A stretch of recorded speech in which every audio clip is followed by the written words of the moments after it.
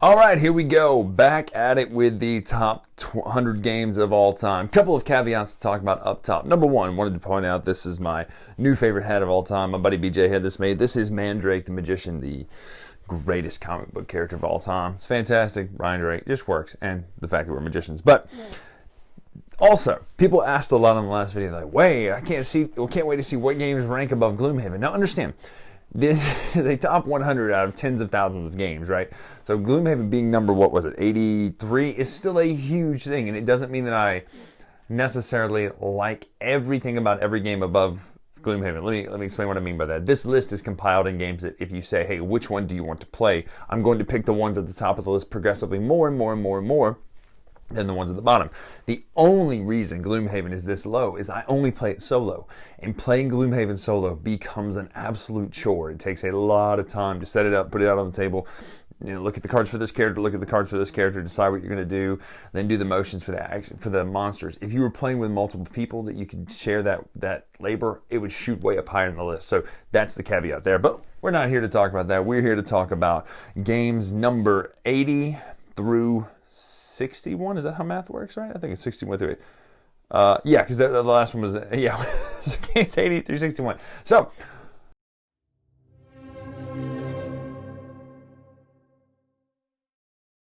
number 80 is the second Stefan Feld game on this list, and that would be Trajan. Trajan is a fantastic game that uses a Mankalas type mechanic to choose your action selections. There are ways to get points at the top of the board. There are ways to get points. Of course, it's a Stefan Feld game, so there are ways to get points all over the place. But your action selection is that Stefan Feldy choice of, wow, I really want to do all of this, but I can't do any of that, and I have to do this because that's where I'm at. It's kind of the opposite of a Rosenberg sometimes, where you're like, wow, all these options are great. When you're playing a Feld game, you go, wow, I need to do this. Please let it work out where I can do this one action. And you're like, no, I can go 1, 2, 3, 1, 2, 1, 2, 3. I'm going to end up on the same action no matter which token I pick up. So I do like the idea of the Mancala action selection. I like how you can get points. I like the different ways to get points in this game. Trajan is just a really great game. It's an oldie, but it's certainly a goodie. That is Trajan by Stefan Feld, number 80.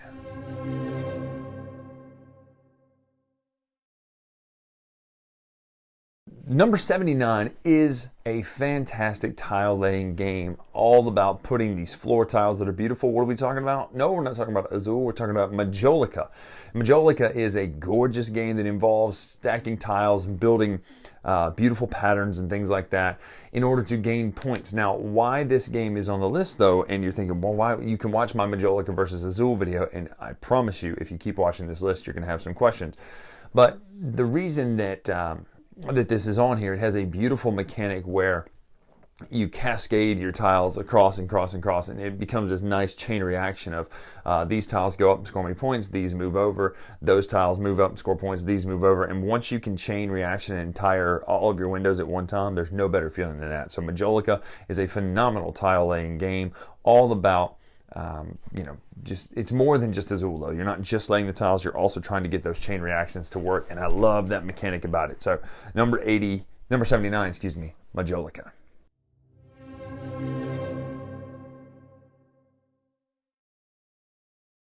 Number 78 is Memrar. Memrar is a silly game of memory. That's it.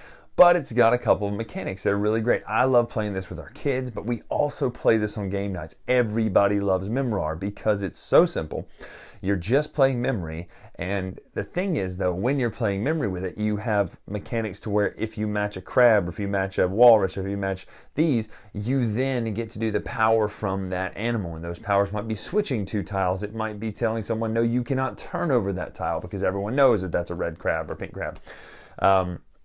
Or it might be something of like, well, I can look at this tile or such as that. So Memrar takes basic memory and adds a twist. This is a fantastic filler game to play on game nights. It's fast, it's fun, it's silly, and it gets way more heated in a good way, like that playful heat that than memory should. So number 78 is Memrar.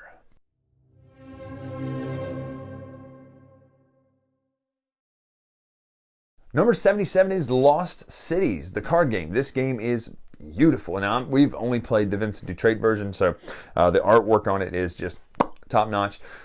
It's a simple game. You're going to play a card and then draw a card. Play a card and draw a card. And you're trying to build these tableaus of cards to get the most points by building in a row, and you have to play them in ascending order, but you're also trying to maybe get some bonus cards that will double the amount of points it's worth, but you have to get over a certain threshold of points or else you lose points. Essentially, you have a negative cost of 20 that you have to overcome, and you're trying to beat the other opponent. It's just such a beautiful two-player game. It's so simple. It's so easy to pick up and learn, but once you get to playing it, you're going to see, okay, I can fake them out by throwing away this card now, knowing that I can pick it right back up in a future turn. So there are a lot of little micro strategies in Lost Cities that I absolutely love. Plus, in the Vincent Dutrait version especially, all those cards make a tableau. They make a panorama. So if you lay the 1, 2, 3, 4, 5, 6, 7, 8, 9, 10 of each suit out, you get this beautiful picture, and all of the suits have it, including the alien landscape one. So that is number 77, Lost Cities.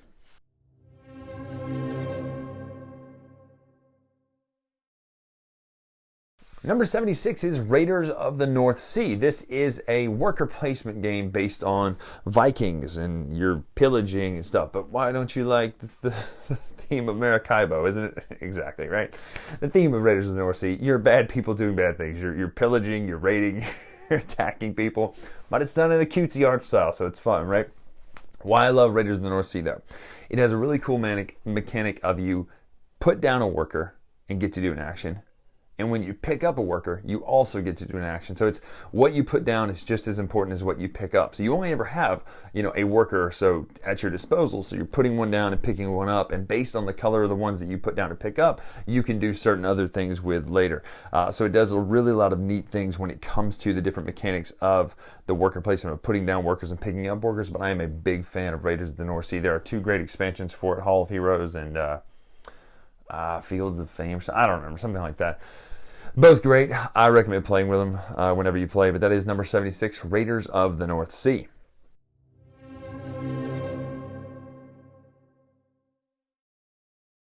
Number 75, Harvest Dice. This is a great roll and write game. It's simple. You're growing vegetables or you're feeding a pig. Rolling dice, taking the dice that you want to add it to your little tableau. I did a comparison video with Harvest Dice, Draftosaurus, and Point Salad recently. You can go watch the video there to see all 3 of those games, but it's very, very good. And Point Salad's up higher on the list. You saw it already, but it's a very good roll and write because it's very simple.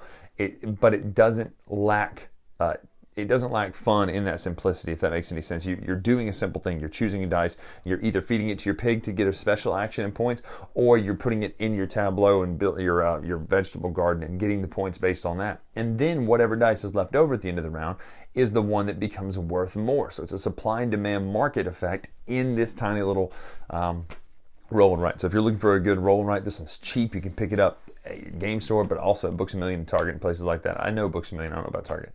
It's like $14. It's great. So roll and write, Harvest Dice, number 75.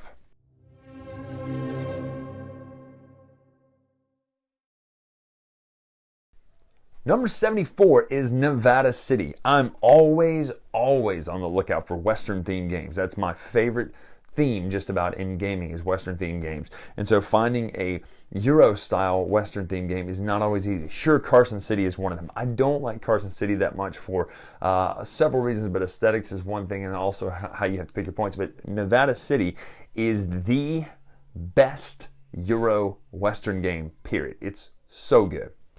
You're in the Old West, you're building the town, the board looks good. I mean, you're laying that boardwalk out and you're actually building the buildings on the boardwalk, and you have actions based on your family.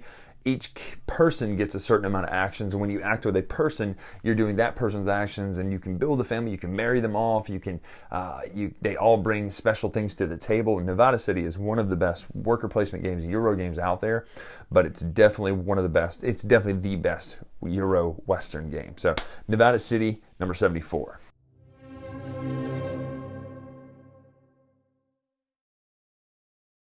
Number 73 is a cheat because I'm picking 2 games, but I'm putting them in one because they're so similar. I didn't even do a comparison video to this. I just did Marco Polo 2 and talked about it. But Marco Polo, The Voyages of Marco Polo 1 and 2 are number slot 73 because honestly, they're so similar that you can own both and enjoy both, but If you're going to pick one, I pick 2, Carla picks 1.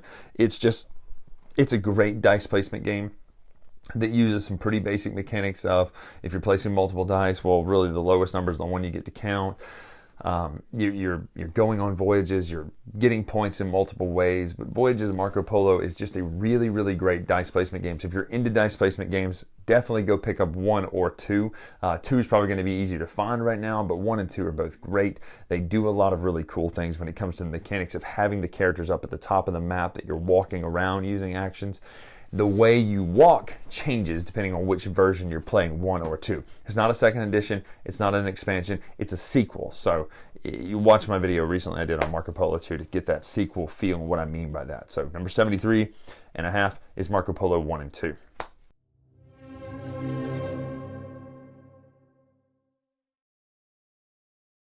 Number 72 is Heaven and Ale, a game all about being monks and making beer. And it does some really cool things because where you place the tiles that you take or where you place the things that you take change what they do. So when you place them on this side of the board, it generates income. When you place them on this side of the board, it generates points. And it's really interesting to see that someone carrying a dog outside the window right there. They're not walking it, they're carrying it. It's a big dog, so it's interesting. But sorry for the distraction. The game, it doesn't look like much. I mean, it's not the most pretty game out there, but it does some really neat mechanics when you're actually choosing, okay, what do I do with this tile? Do I want to use this out here for points, or that can generate and kick off these monks later, or do I want to get the money that I need so that I can buy other stuff? So everything's a push and pull, everything's a decision, but everything keys off of each other. So it's important to choose, kind of which direction you're going early, and then finding the time to make that switch. If you play the game Steam, there's always that time that you have to make the switch from income to points. And so Heaven and Ale has a little bit of that mechanic too, of knowing when and how to make a switch and how to build both engines up at the same time. So Heaven and Ale, number 72.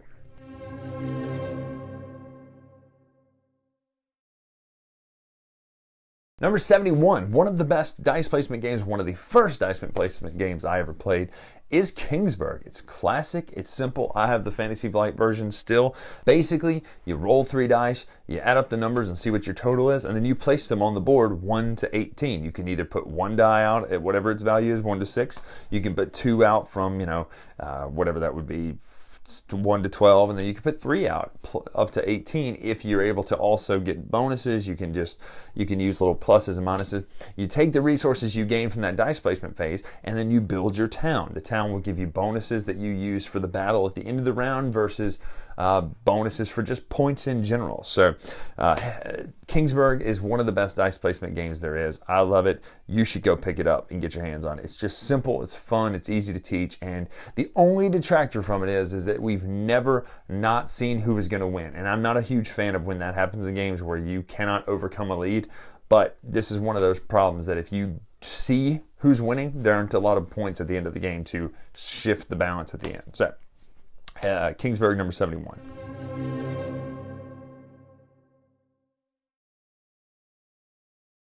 Number 70. We're on the bottom 10 now of this list. Catan, whatever it is, Settlers of America. This is the only Catan game on this list because I'm not the hugest Catan fan. I really enjoy the idea, but I hate the idea also of, I rolled my dice, I didn't get any income. Hey, anybody want to trade? No? Well, that's the 6th turn in a row that's happened. But this one does stuff to mitigate that. There's a money idea, and then you're actually moving the board west, and you're getting trains and stagecoaches and stuff. I don't know. Something about this game is magical, and it just works. If you didn't put the name of this on there, and you told me that what was going to happen, I might not even believe it was a Catan game. But I really recommend this one. It's just been re-released in the last year or so go get your hands on Histories. I have the old version, this Catan History, Settlers of America, Trails to Rails. I think that's still what it's called. Go get your hands on that. That's a great one.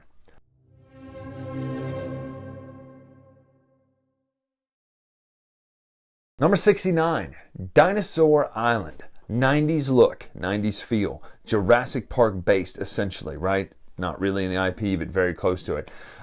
It is a dice placement, worker placement style game, also a park builder in which you're putting your dinosaurs that you've built onto your park and scoring them kind of like an Agricola or a Cavern at the end of the game. Sometimes guests will be eaten. Sometimes guests will enjoy a meal at your park. Great game. It looks good. It feels good. It's fun. A little clunky at times because there are so many different phases between the DNA and the negative things that you have to balance, but good game. Dinosaur Island looks good on the table. It's fun to play. It's just a fantastic Euro experience raising dinosaurs. Can't say enough good things about Dinosaur Island. If you haven't seen it, it's available everywhere now. You can get your hands on it anywhere, but go check out Dinosaur Island, number 69, Dinosaur Island.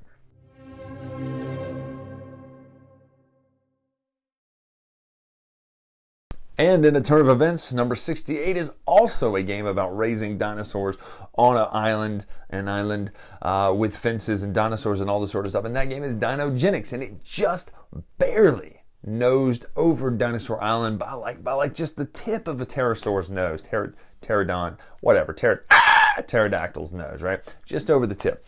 Dinogenics, to me, I just like the simplicity of the worker placement a little bit better. I like the hand of cards that you use to put out there, and I like the way that the cards are used for DNA, but you build your dinosaurs by trading in a certain amount of DNA, and you can get event cards and all this sort of stuff to really build your park up. The game looks amazing with those indented spaces on the board, the fully screen printed meeples and fences and all that sort of stuff. The dinosaurs themselves look good.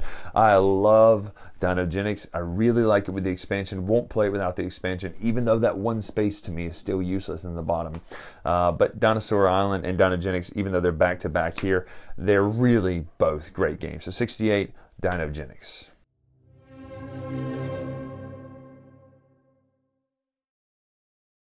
Number 67 is Underwater Cities. This was a sleeper hit for Rio Grande Games, if you ask me. It had a huge splash, see what it did there, at the beginning, and then all of a sudden you don't hear as much about it. And I love this game. I did a Terraforming Mars Underwater Cities comparison video. People are like, why are you comparing those games? They're like not even alike at all. Well, they are. You're both trying to live in a land that's inhospitable, and they have mechanics that are very similar.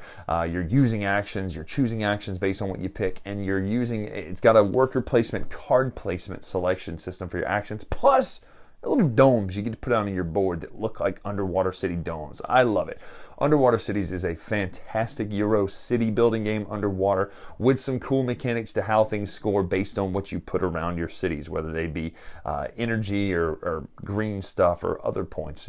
Underwater Cities, phenomenal city building underwater game. So Underwater Cities, number 67.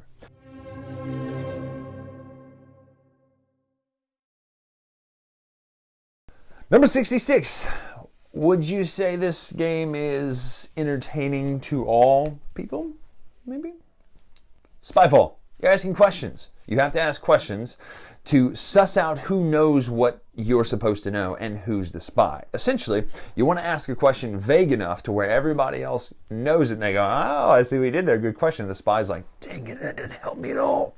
And as a spy, you want to ask a question vague enough to where you can hopefully suss out, based on what everyone else is saying, what location you're all at. There are 8 cards. Everyone's going to get one that tells the location except the spy. They will get one that says spy. Obviously, these are shuffled and randomly picked, so you won't know, oh, they're the spy. They're the spy. Shuffle them up, mix them around, look around for them, and then you now, as you look down at your card and you go, oh, cool, we're at the movie set, right? And then the spy goes, oh my gosh, I'm the spy. Cold sweat happens, you're nervous, you have to start thinking of your first question. It's always good if you're the spy to go first, by the way. But Spyfall is a fun hidden role game. It's just good, it's simple, and it can be played anywhere, really. I mean, you can play it across a room, sitting in the living room together. It's just such a good game. So number 66 is Spyfall.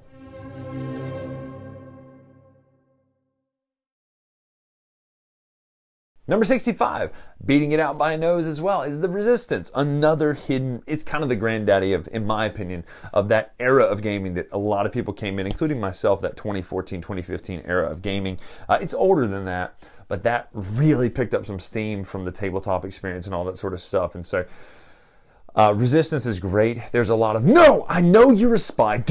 If I'm a spy, send me out there. So I dare, just send me out there. If I'm one of them, you know what? You'll send me out there. You'll know who lose, and you know not to send me next time. There's a lot of that lying and cajoling and hoping that people will buy your story, even though everyone knows that everyone else is lying about everything. So, Spyfall, The Resistance is a fantastic hidden role game. Go pick up Resistance. It's cheap. You used to be able to get it at Walgreens, for goodness sakes. Go pick it up and play it with a group of about 6 or 8. It's incredible. So, number 65, The Resistance.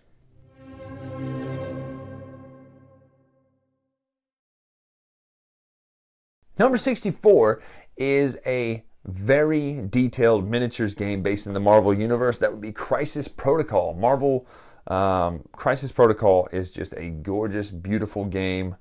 Oh my goodness, I just realized I don't have something on this list that really needs to be on here. I'm going to have to do a couple honorable mentions because of some caveats. But anyway, Crisis Protocol. Great Marvel game. The miniatures look absolutely amazing. Plus, what I love is in the base game, it comes with some terrain. Now, it gets expensive. It definitely gets expensive to play this game because you're going to want, I want terrain, I want buildings, I want them to look good, I want them to be painted, I want my Ultron to have a glowing effect, right? I want that Thanos to be holding the Infinity Gauntlet and just look like a monster. It looks amazing. But here's what I love about this. It doesn't have overcomplicated mechanics. The actual mechanics to play the game are something that anybody could pick up and enjoy very easily. So that's why I'm a huge fan of Crisis Protocol. It just looks good first. It plays good. I love the fact that it feels like a superhero. You can web throw a car into somebody, or trash can, whatever it is. You can web throw like Spider-Man. You can pick it up and hit somebody. It really captures the feel of the characters based on the terrain, and the terrain stuff just looks good on the table. Everything just looks good about this game. So I'm a huge fan of Crisis Protocol, number 64.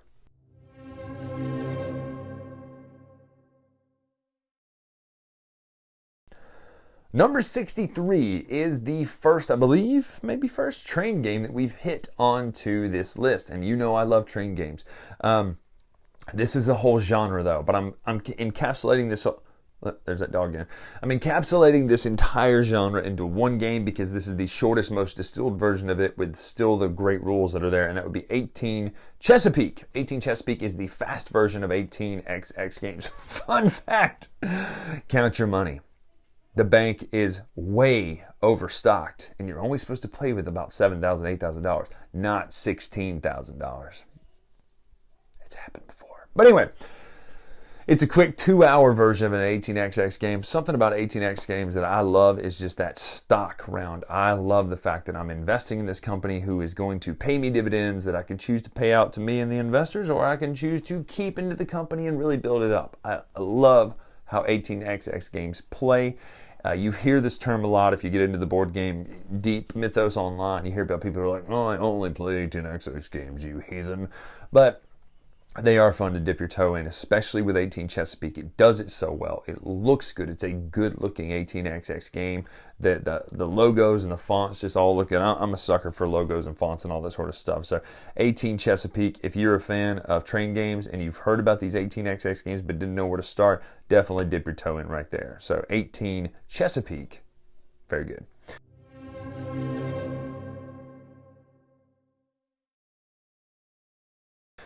Number 62 is Unfair. Not often do we get games based in theme parks, but we need more of them because I love the theme. It's great. Theme parks are fun.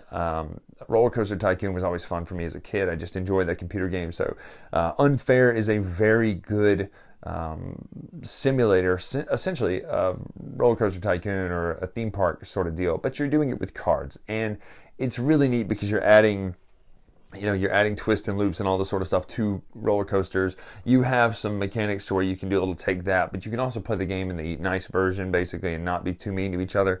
It's just fun to build up your roller coasters and to build up your theme park and to get the things you need in your park, all the while trying to avoid negative things happening, like people getting their legs cut off or things like that in your park. No, it's not that macabre, but let's face it, that happened in Ohio a couple years ago, and it's like, ugh. So, Unfair, if you are a fan of quick well, it's not quick, it probably plays in about an hour, but card games that don't feel like card games, and by that I mean, it's not pick up a card, play a card. It's more strategy, tableau building. I love Unfair. Really great game.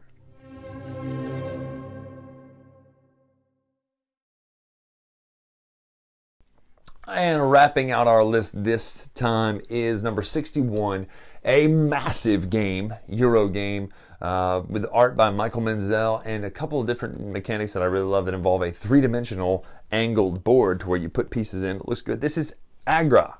Agra is a gorgeous game. On the table, it looks good. It's one of those games that comes with the back side of the map that has less stuff on it so you can see the art of Michael Menzel. Who doesn't want a big, giant, chunky elephant meeple? I know I do. A lot of thinking through this game. You're thinking about, okay, do I want to spend my meditation points? Do I want to stand up a worker? And then, okay, I can place a worker, but I need somebody to bump my worker. So what am I going to do? And so it's worker placement, but in such a way as where you can get goods, and those goods can be upgraded and traded and moved along, where it's like saffron can move all the way to the end to become bricks or something like that. They're all thematically made. It's all about India during a certain period of its time, and it's just really pretty. It looks good. It involves getting these goods to people who are coming on the river, but also giving tribute to the Maharaja. And so it's just a good looking game. It's gorgeous. It has that three-dimensional angled board that you can actually see the stuff on. Plus the mechanics are solid of how to get the goods to people what they want. So I'm a big fan of Agra. If you like crunchy, nice, it's over me. I would call it a medium well. Basically what I mean, it's a medium weight plus. So it's not a 4.5 or whatever on, whatever that means. It's not like super heavy. It's not a crunchy game like a Lisboa or something like that. It's close though, but there aren't as many options. You're thinking what you're going to do, and you're kind of building towards that. But I'm a big fan of Agra. If you like Euro games, crunchy Euro games, go check out Agra. Beautiful game, really fun to play. Only problem, takes up a whole lot of space on the table, but it looks good. I'm always a big fan of when one token can mean multiple things depending on where you place it, and this is the master of that. So that is this list. The next installment, we are 40 games into this top 100, and I should have also caveated this at the top of the video, and I'll put it at the top of the next one. I recently played Maracaibo, and it would definitely slot in somewhere pretty high, but it's not going to be on this top 10 because I didn't play it. I played it like 3 days ago, so several times actually, but I played it 3 or 4 days ago and didn't have time to slot it in and move all my numbers around, and 40 of these are already shot. So just know that there are a couple of games that I have not played recently that would definitely slot in higher than some of these games, but as is, up until about a month ago, this is my top 100. So I'm Brian Drake here on the Dice Tower. Thank you for watching this long diatribe of me talking about games that I love and hopefully you love as well. Keep watching as we count down to the number one game thought of by the mind of Brian Drake. That's what we're doing today. So I'm Brian Drake here on the Dice Tower. Follow me on Twitter, Instagram, blah, blah, blah, blah, blah, blah, blah. It's the Dice Tower Brian. Until next time, we'll see you. Hitting the button because I had to look down my list.